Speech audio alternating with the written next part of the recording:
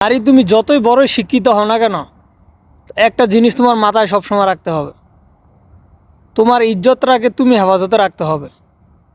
তোমার ইজ্জত যদি তুমি হেফাজতে না রাখো, তাহলে চতুর্দিকে চিল কাবু আছে না, টেনে টেনে নিয়ে যাবে। কারণ এ কথাটা যাদেরকে বলছি তারা বুঝতে পারছে।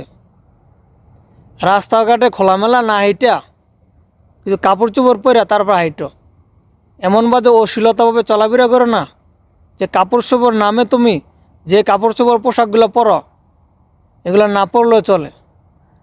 নারী হিসাবে যখন একটা কাপড় চোপড় পরবা বা পোশাক পরবা, তো এটা একটা নারীর পোশাক হইতে হবে। নারী তুমি পুরুষের পোশাক পরে ঘুরো না, তাহলে চতুর্দিকে চিল কাবু আছে না, টাইনা টাইনা নিয়ে যাবে।